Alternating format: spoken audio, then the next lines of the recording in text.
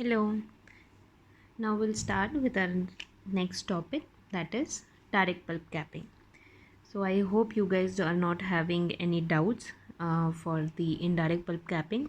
If you have, you can write in the comment section and I'll try to reply as soon as I can. So now let's start with direct pulp capping. So according to Coppell in 1992, defined as the placement of a medicament or non-medicated material on a pulp that have been exposed in course of excavating the last portions of deep dentinal caries or as a result of trauma. So in this, what has happened, in indirect pulp capping we made sure that the pulp is not exposed, but here now the pulp has been exposed because while iatrogenic exposure or due to the trauma. So now what will be my objective of doing this direct pulp capping? Number one is to seal the pulp against the bacterial leakage. So seal, then encourage the pulp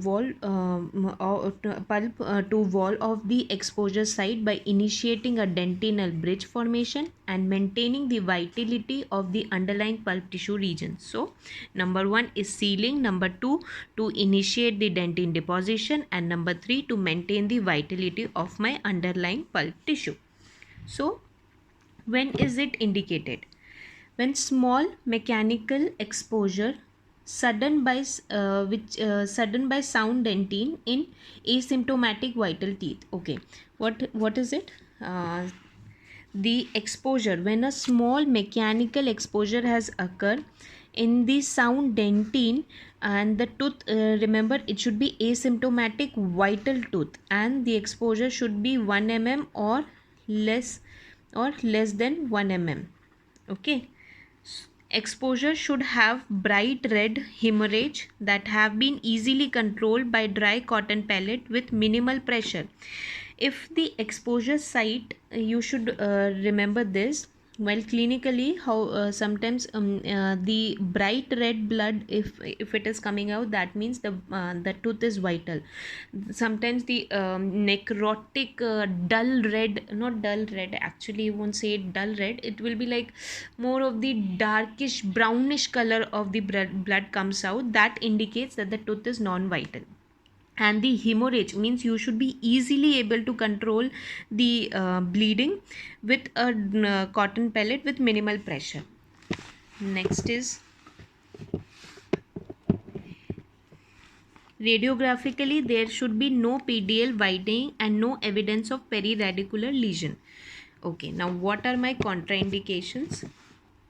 Contraindications, it includes severe night spontaneous pain. Again, suppose the patient comes and tells that he or she is having very much pain and cannot sleep, the tooth is mobile, excess as I already mentioned, excess hemorrhage, that means you cannot control the bleeding, external or internal root resorption, and fistula. What do you mean by external and internal root resorption? Suppose this is my tooth, this is my tooth, this is my canal. So when the resorption is occurring in between this canal, this is known as internal resorption. When the resorption has occurred outside the canal and in the outside the canal in the root area, and this will cause its communication with the outer environment, so that is known as external resorption. So in cases of external and internal resorption, we avoid direct pulp capping. And swelling and fistula, these all are the signs and symptoms of non-vital tooth. Coming on to the next procedure, how do you do this? In the picture you can see, remove all the caries with a slow speed burr. This is my caries, I will try to remove it now. Then place calcium hydroxide, biodentine or MT over the exposed pulp and then restore it with the permanent restoration. This is my simple steps in direct pulp capping. Okay, so what are the histological changes will see after pulp capping? According to Glass and Zander in 1949, they mentioned that after 24 hours, suppose this is my tooth. Here I have placed which this is my exposed pulp. I have placed here calcium hydroxide. So adjacent to this calcium hydroxide, this suppose this area you have placed your calcium hydroxide. Adjacent to here you will see a necrotic zone will form, and this necrotic zone and healthy zone, necrotic zone, and this is my healthy zone. This is separated by a deep staining basophilic layer. So after 24 hours, simple just adjacent to calcium hydroxide, necrotic zone is formed, which is a deep staining basophilic layer, and below that is the healthy pulp tissue. Then after 7 days, you will see that there is increased cellular and fibroblastic activity.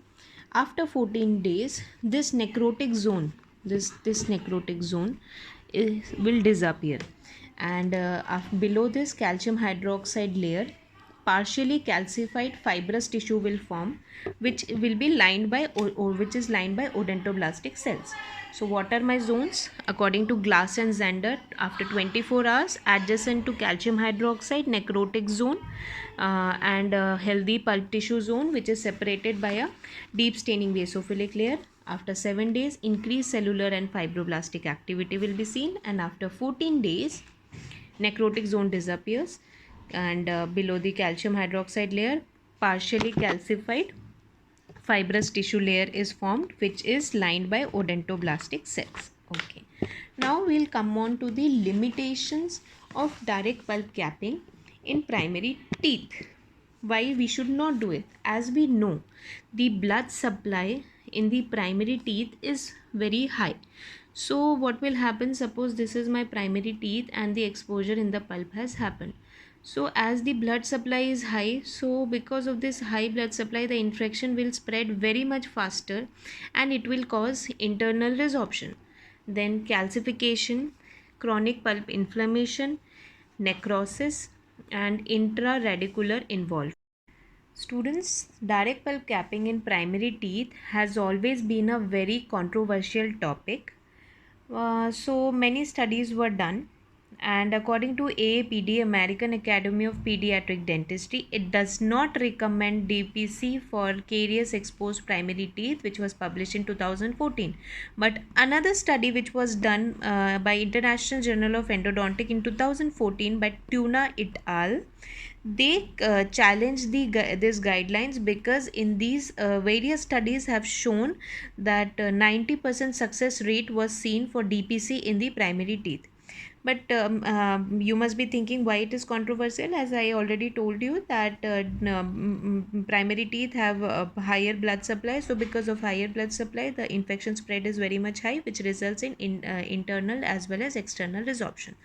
So my students should know this, especially the MDS students must know about these guidelines. So in the next topic, we'll discuss about all the pulp capping agents. Till then, if you have any doubt, you can just come write it in the comment section, and if you find it helpful, you can share this with your friends. Okay, thank you.